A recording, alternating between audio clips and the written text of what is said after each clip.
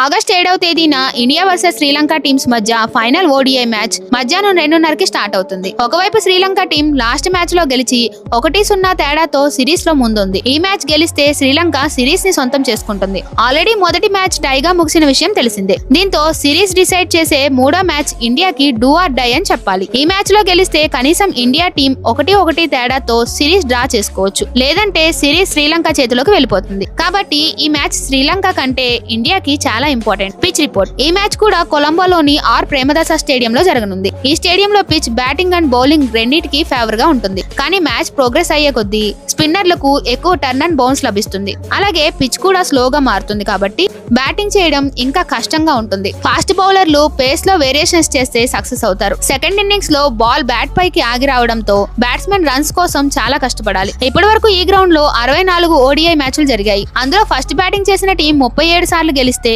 Second batting చేసిన team 26 సార్లు గెలిచింది. ఈ సిరీస్ లో జరిగిన 2 మ్యాచ్ల్లో ఒక్కసారి కూడా చేజింగ్ చేసిన టీం గెలవలేదు. ఇక్కడ యావరేజ్ ఫస్ట్ ఇన్నింగ్ స్కోర్ 256 ఉంటే యావరేజ్ సెకండ్ ఇన్నింగ్ స్కోర్ 205 గా ఉంది. స్టాట్స్ పరంగా చూసుకుంటే టాస్ గెలిచిన టీం మొదట బ్యాటింగ్ చేసే అవకాశం ఉంది. రెండు టీమ్స్ యొక్క హెడ్ టు హెడ్ స్టాట్స్ చూసుకుంటే ఇప్పటి వరకు రెండు టీమ్స్ వన్డేల్లో 170 సార్లు తలపడ్డాయి. అందులో ఇండియా టీం 99 సార్లు గెలిస్తే శ్రీలంక టీం కేవలం 58 సార్లు గెలిచింది. ప్రీవియస్ స్టాట్స్ బట్టి చూస్తే ఇండియా టీం కి ఫుల్ గా ఎడ్జ్ కనిపిస్తుంది. ఇప్పుడు రెండు టీమ్స్ యొక్క ప్లేయింగ్ 11 ఎలా ఉండబోతుందో చూద్దాం. ఇండియా ప్లేయింగ్ 11. ఓపెనర్లుగా రోహిత్ శర్మ, శుభ్మన్ గిల్ బరిలోకి దిగుతారు. ఆ తర్వాత నెంబర్ 3లో విరాట్ కోహ్లీ, నెంబర్ 4లో శ్రేయస్ అయ్యర్, నెంబర్ 5లో కేఎల్ రాహుల్, నెంబర్ 6లో శివం దుబే, నెంబర్ 7లో అక్షర్ పటేల్, నెంబర్ 8లో వాషింగ్టన్ సుందర్, నెంబర్ 9లో కుల్దీప్ యాదవ్, నెంబర్ 10లో అర్షదీప్ సింగ్, నెంబర్ 11లో మొహమ్మద్ సిరాజ్ బరిలోకి దిగుతారు. ఇండియా టీం ఈ మ్యాచ్ లో ప్లేయింగ్ కాంబినేషన్ బట్టి 2 చేంజెస్ చేసే అవకాశం ఉంది. శ్రీలంక ప్లేయింగ్ 11. ఓపెనర్లుగా పాతం నిశంక, ఆవిస్కా ఫెర్నాందో బరిలోకి దిగుతారు.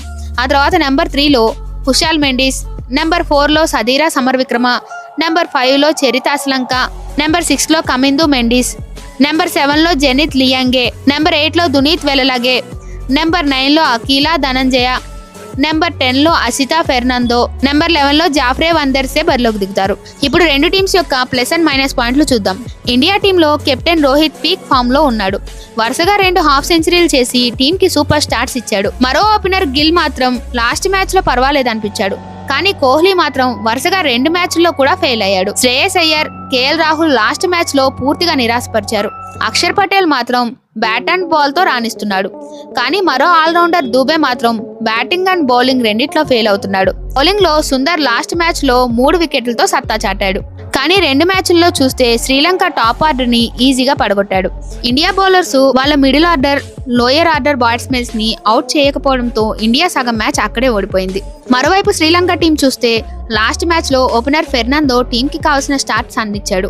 నిశంక లాస్ట్ మ్యాచ్ లో డక్అవుట్ అయినప్పటికీ రీసెంట్ గా సూపర్ టచ్ లో ఉన్నాడు. వెలులాగే మరోసారి మిడిల్ ఓవర్స్ లో కీలకమైన ఇన్నింగ్స్ ఆడాడు. లాస్ట్ మ్యాచ్ లో చోటు సంపాదించిన కమిందు మెండిస్ కూడా డెడ్ ఓవర్ లో రాణించాడు. ఇక టీంలో హసరంగా దూరం అయినప్పటికీ వందర్సే 6 వికెట్లు తీసి శ్రీలంక విజయంలో కీ రోల్ ప్లే చేశాడు. ఓవరాల్ గా స్టాట్స్ పరంగా చూసుకుంటే ఇండియా టీం చాలా స్ట్రాంగ్ గా కనపడుతుంది.